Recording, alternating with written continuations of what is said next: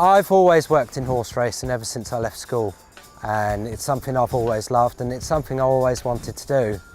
And so for me it's always been a lifelong ambition to work towards the point of getting our own racing team.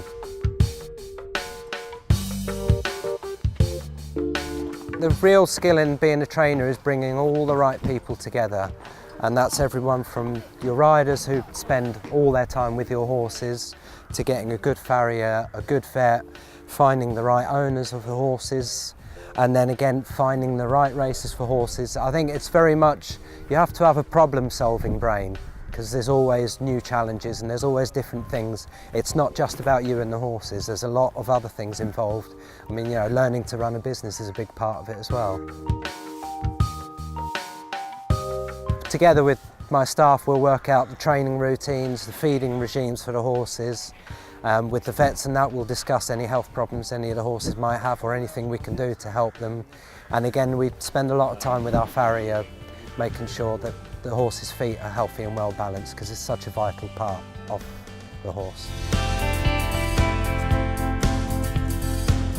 There's no set way of becoming a trainer. I mean, people come from very well-to-do schools with very good educations straight into training and do reasonably well with little horse experience.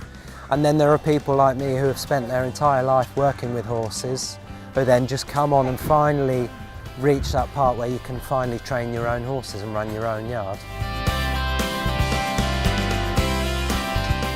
You are only as good as your staff and your horses. You know, you can't win big races with bad horses, and you can't look after good horses with bad staff.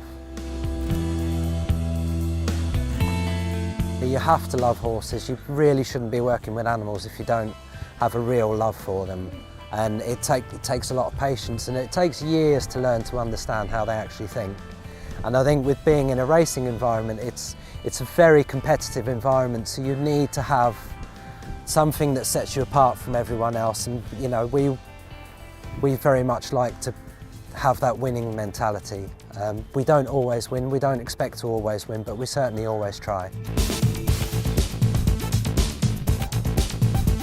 It is a very long journey. There are hard times. I wouldn't say it's always hard work, because it's just not true. There are times when you have to be willing to pull your socks up and work hard. And if you can do that when the occasion requires, then you will do great in racing. It is not a job, it's a lifestyle. It's a way you live your life.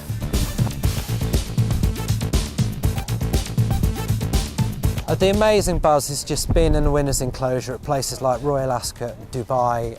For me personally, I want to have a runner at the Breeders' Cup.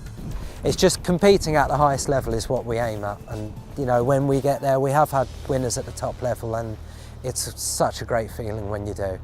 It's just nothing beats it.